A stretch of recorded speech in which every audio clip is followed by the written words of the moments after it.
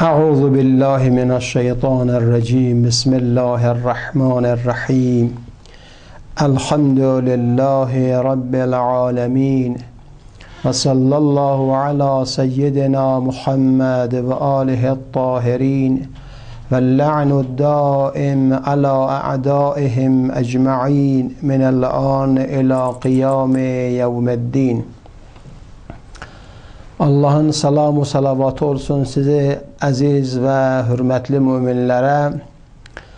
Allah'tan siz azizlerime uzun ömür, can sağlığı arzulayıram. Allah inşallah dünya ve ahirette bizi Muhammed ala Muhammed'den kenara salmasın. Söhbətimiz İslam tarixinin haqqındaydı və bu son cələsələrdə məqsədimiz demək olar o hicrətdən sonra əmələ gələn hadisələri, lazım olan və o mühüm hadisələrdən mən xidmətinizə təqdim edirdim və onları tozih verirdim. Amma hicrətin dördündə əmələ gələn və vaqe olan hadisələrin əhəmmiyyətinə və mühümüsünə mən işarə edirəm. O cümlə hadisələrdən və işlərdən birisi ki, hicrətin dördündə baş verdi və Allahın əmri ilə onun hökmü Peyğəmbərə çatdı. O ibarət idir məşrubatın, içkinin haram olmasından. Allah təbarək və Teala hicrətin dördündə Cəbrailin vasitəsilə içkini tam dərəcədə bütün insanlara, müsəlmanlara haram buyurub və onun tərkini lazım bildi. Və ha belə hicrətin dördündə o cümlə gözəl bir hadisələrdən demək olar ki, əmələ gəlibdir, ibarətdir. İmam Hüseyn əleyhissalamın viladəti basaadətindən ki, İmam Hüseyn əleyhissalamın viladəti hicrətin dördündə Şaban ayının 3-də vaqe olub. Allah inşallah İmam Hüseynin ziyarətini cəmi arzu eləyənlərə dünyada nəsib və qismət eləsin və axirətdə onun şəfaəti ilə hamımızı xoşhal eləsin. Və ha belə hicrətin dördündə Fatimə Əsəd qızı, yəni Əli əleyhissalamın anası dünyanı tərk eləyib və öz canını can verən Allaha təqdim eləyib və təslim eləyibdir və dünyasını dəyişib. Amma hicrətin 5-də olan hadisələrə işarə eləyirəm.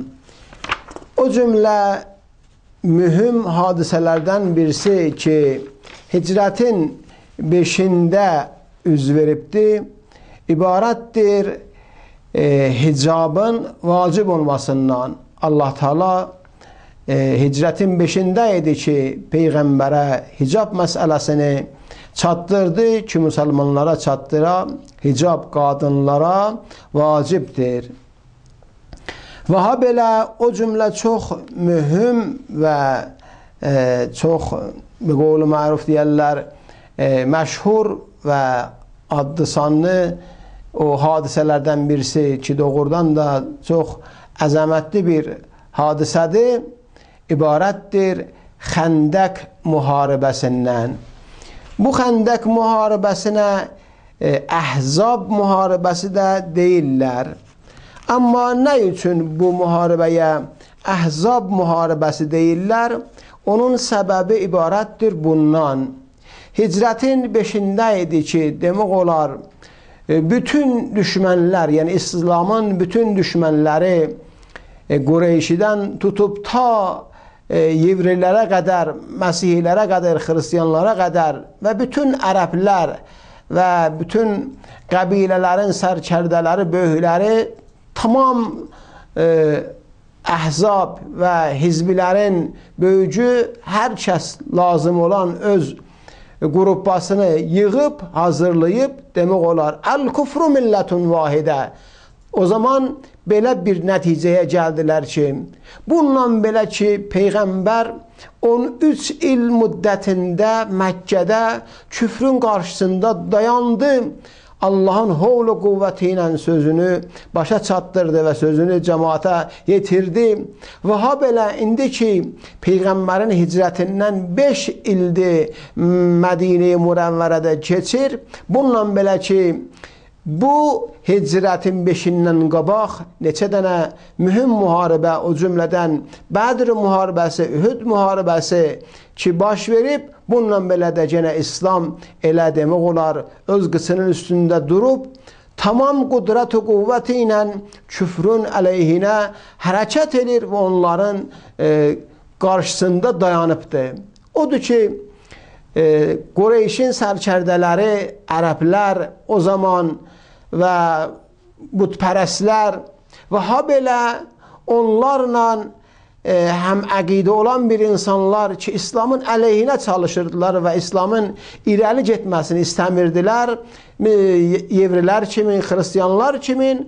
Odur ki, o gün, yəni hicrətin 5-də bunlar hamısı bu fikrə gəldilər ki, bir yerə yığışalar, böyük bir hizb və qoşun və ləşkər demək olar təşkil eləyələr və hamılıqca bahəm Mədinəyə sarı hərəkət eləyələr və gedələr bu niyyətlə və bu fikrinlə ki, əslən İslamın və müsəlmanların kökünü Mədinədən bir dəfə qazalar və onları mədum eləyib aradan aparalar. Belənçi bir fikrinlə yığışdılar bir yerə ki, Mədinəyə sarı hərəkət eləyələr və bu nəticəyə yetişələr. Amma din İslamı həqiqətən İslam Peyğəmbərinə verən Allahdır və din İslamı qoruyan və o əşrarın şərrindən hifz eləyən də Allahdır. Nəysə düşmən elan elədi Məkkədə bütün qəbilələrə, bütün öz sərkərdələrinə və ha belə başqa bir hizbilərə ki, lazımdır sizə hamılıqca gələsiz, bir yerə toplanasız, böyük bir ləşkər, qoşun təşkil verəğin.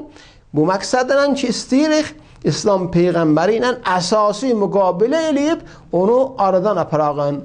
Odur ki, belənçi bir elandan sonra hududu 10.000 nəfər cəmaat ələ, qılınc, şəmşir, neyzə alıb və öz hazırlıqlarını onlara göstərdilər və elan elədilər ki, biz hazırıq İslam qoşununun qarşısında dayanıb və onlarla mübarizə eləyəyin. 10.000 nəfər qoşunun rəhbəriyyətini o Qureyşin sərkərdələri öz öhdələrinə alıb və qərar oldu ki, Məkkəni tərk eləyib Mədinəyə sarı hərəkət eləyələr.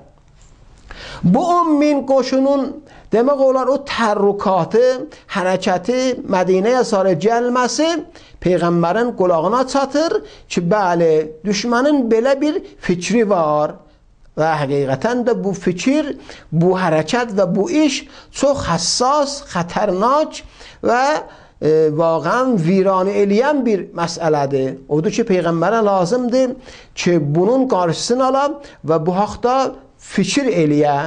Odur ki, bu məsələni müsəlmanlara çatdırdı, mühacir və ənsara və öz dostlarına, köməkçilərinə ki, əşrar və kuffarın, bütpərəstlərin belə bir fikri vardı. Sizə lazımdır ki, özünüzü hazır eləyəsiz və özünüzdə hazırlıq yaradasınız ki, eləyə biləğin belənçi bir hücumun və həmlənin qarşısında dayanıb və onların zərbəsini, sədməsini özlərinə qaytarağın. Odur ki, Peyğəmbərin elanından sonra hududu 3.000 nəfər gəldilər, adlarını yazdırdılar, elan elədilər ki, ya Rasulallah, biz sənin xidmətindəyik və hazırıq İslamdan difa eləyəğin. 3.000 nəfər. Amma belənçi bir hücumun qarşısında mümkündür bu 3.000 nəfər kifayət eləməyə. Bu məsələyə yaxşı tədbir lazımdır. Odur ki, o cümlə müsəlmanlardan birisi ki, doğrudan da hər cəhətdən Peyğəmbərə iman gətirmişdi və Peyğəmbərin ən yaxın sahabələrindən sayılırdı, Səlman-ı Farsi idi. Hətmən Səlman-ı Farsinin haqqında söhbətlər eşidibsiz ki, biləxərə bu İran ölkəsindən hərəkət edibdi, gedibdi Məkkəyə və orada Peyğəmbərə çatıb, Peyğəmbəri tanıyıb və Peyğəmbərə iman gətirib, o qədər özünü Peyğəmbərə yaxın eləyib ki, Peyğəmbər Səlman-ı Farsinin haqqında belə buyurubdu ki, Əs-Səlmanu minna əhləl-beyt, Səlman bizi əhl-i beytdəndir. Yəni bir belən Peyğəmbər onu özünə yaxın hiss eləyibdi. Hər halda Səlman ki, bu xəbəri Peyğəmbərdən eşitdi ki, kuffarın, bütpərəslərin belə bir fikri var, istirlər, gələlər, böyük zərbəni İslam'a vuralar. Səlman dedi, ya Rasulallah, mənə belə gəlir, mənim fikrimə belə gəlir ki, əgər biz bu işi onların qarşısında görsək, çox faydalı olacaqdır və onların hücumunun qarşısını ala bilirik. Və o ibarətdir bundan ki, belə məsləhət gördü, məsləhət verdi Peyğəmbərə ki, əgər səlah görsən, ya Rasulallah, biz Mədinə şəhrinin ətrafına, bayırına xəndək qazağın. Odur ki, o zaman hududu 100.000 nəfər müsəlman Mədinədə var idi. Demək olar bu 100.000 nəfər müsəlman elə ümumiyyətdə bu xəndəqi qazmaqda Peyğəmbərə kömək elədilər. Peyğəmbərin özü Həzrəti Əli əleyhissalam və digər sahabələri və ən yaxın dostları bu xəndəqi qazmaqda qədəm götürüb və iş gördülər. Odur ki, az müddətdə bu xəndəq Mədinənin ətrafında tamam oldu. Bu buna xatır idi ki, düşmən doğrudan da elə bu fikirlə gəlirdi ki, müsəlmanların və İslamın kökünü qazıb bir dəfəlik aradan apara və hədəfi buydu. Amma o vaxtı ki, düşmən hərəkət edir və istəyir gələ Mədinəyə keçə, onda xəndəq ilə üzbəüz olacaq və bu xəndəq onların hücumunun qarşısını Mədinəyə, İslam'a, müsəlmanlara alacaqdır. Odur ki, xəndəq qurtuldu və düşmən də o tərəfdən Məkkədən 10.000 nəfərlə hərəkət ediblər, gəlirlər. Bu hesabla ki, böyük bir müharibəni Mədinənin kənarında, ətrafında müsəlmanlarla başlayalar və qələbə çalalar və müsəlmanlar məğlub olub aradan gedələr.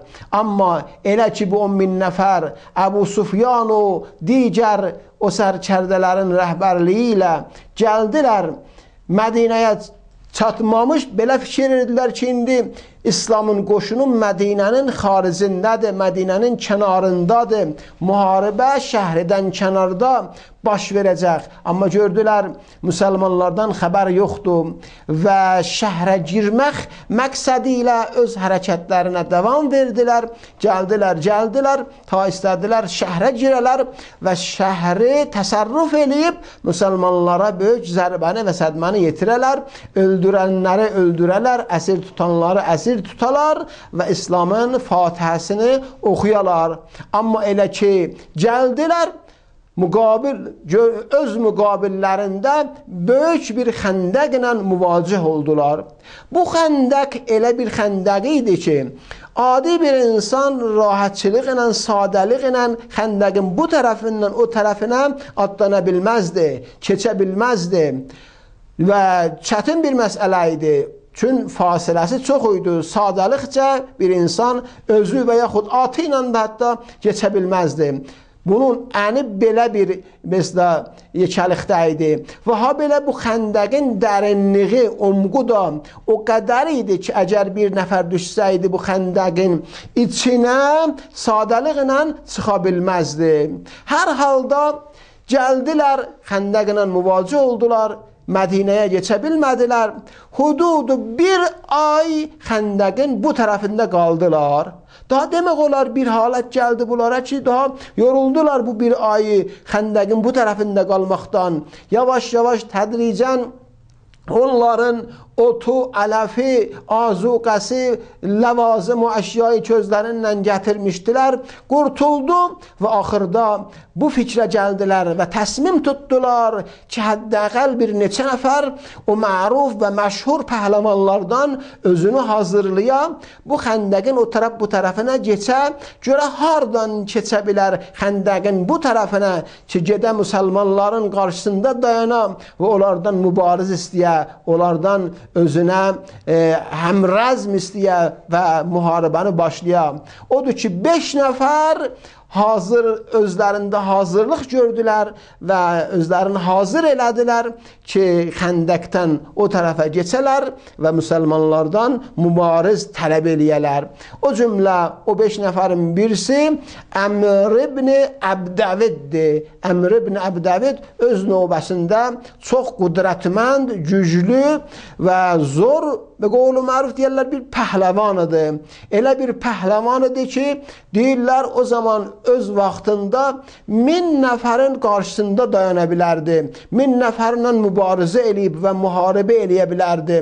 Çox qudrətmənd və güclü, qavvi bir pəhləvan və müharibə eləyən bir şəxs idi. Bu cür hər halda Əmr ibn Əbdəvid 4 nəfər ayrısı ilə, ayrı bir şəxs ilə keçdilər xəndəqin bu tərəfinə, axtardılar bir münasib bir yeri ki, eləyə bilərdilər. Atları ilə tullanalar xəndəqin o tərəfinə. Hər halda biləxərə özlərini çatdırdılar xəndəqin tərəfinə və keçdilər müsəlmanların yanına, özlərini müsəlmanlara yaxınlatdılar. Bir halda ki, müsəlmanlar da doğrudan qorxurlar və hiss edirlər ki, 10.000 nəfərdən artıq qoşun xəndəqin o tərəfindədir və o kəsi keçibdi xəndəqin bu tərəfinə. Əmr ibn Əbdəvid kimin bir insandır ki, heç kəs ondan hazır deyil müqabilə eləyə, hazır deyil ondan müharibə eləyə. İndi belənçi bir vaxtda Əmr ibn Əbdəvid nərə tapır, nərə vurur və səslənir. Həl min mübariz, ay müsəlmanlar, aya sizin içinizdə bir mübariz yoxdur, gələ məndən mübarizə eləyə. Neçə dəfə bu sözü deyəndən sonra hər dəfədə Əli əleyhissalam durdu ayağa. Ya Rasulallah, icazə verirsən mənə, mən durum bu nanəcib bir şəxsin cavabını verim. Peyğəmbər buyurdu, əyləş.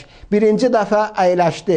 Müsəlmanlar titriyirlər, qorxurlar ki, hər kəs bunun qarşısına geçsə, onu həlak eləyib aradan aparacaqdır. Odur ki, doğrudan da həqiqətən heç birisi özünə cürət vermirdi ki, dura ayağa, ged ondan müqabilə eləyəm. Birinci dəfə, ikinci dəfə, üçüncü dəfə ki, hər dəfə həl min mübariz istəyirdi. Hər dəfə Əli əleyhissalam dururdu ayağa, ya Rasulallah mənə icazə ver. Üçüncü dəfədə Peyğəmbər buyurdu, ey Əli can, mən gördüm səndən başqa bir cavan yoxdur, dura bu şəxsin cavabını verəm. Odur ki, Əli əleyhissalam hazırlaşdı, keçə meydana və o şəxsə sarı gedə Əmr ibn Əbdəvidlə müharibə eləyə və görək bu müharibənin nəticəsi nə cür olur. Peyğəmbər buyurdu, ey Əli, bilirsən bu kimdir? Bu Əmr ibn Əbdəviddir. Əmr ibn Əbdəvid 2000 nəfərlə müqabilə eləyər. Belənçi bir şəxslə istəyirsən müharibə eləyəsən. Əli əleyhissalam da buyurdu, ya Rasulallah, ya Muhammed, ya Rasulallah, mən də Əli ibn Əbi Talibəm. Peyğəmbər buyurdu, ey Əli can, bax bu məsələyə sən diqqət elə. Əgər sən qalib gəlsən, bir fərdin və bir şəxsin qalib gəlməsi deyil, bəlkə İslam qalib gəlib və əgər Əmr ibn Əbdəvid qalib gəlsə, təhcə Əmr ibn Əbdəvidin qalib gəlməsi deyil, bəlkə ləşkəri kufr qalib gəlibdir. Odur ki, bu müharibədə iki şəxsin müharibəsi mətrəh deyil. Bəlkə bu müharibədə həqiqətən İslamla küfr müqabilə eləyib bir-birinin qarşısında dayanıb. Hər hansı məğlub gəlsə, o din məğlub gəlib. Əgər hər hansıda qalib gəlsə, o din qalib gəlib. Odur ki, Ali əleyhissalam Peyğəmbərdən icazə istəyib, Peyğəmbər sallallahu aleyhi və alihi və səlləm öz qılıncını, şəmşirini verdi Həzrəti Ali əleyhissalamın əlinə, onun kəmərini bağladı, Ali əleyhissalamın haqqında yaxşı dua elədi və onu Əmr ibn Əbdəvidin tərəfinə göndərdi ki, gedə o cür bir dənə kufrun mübarizinin cavabını verəm və İslamın üzünü ağ eləyib və İslamı sərbulənd eləyəm. Allah təbarək və teala inşallah bizi dünya və axirətdə Ali əleyhissalamdan kənara salmasın. İnşallah gələn söhbətimdə bu cəngi Xəndəqin, Xəndək müharibəsinin ardını, davamını elərəm və başqa bir məsailə də inşallah başlarıq. Mən sizi mehriban Allaha tapşırıram. Allah aqibət əmrlərimizi xətmi bi xeyr eləsin. Vəssalamu aleykum və rəhmətullahi və bərəkatuh.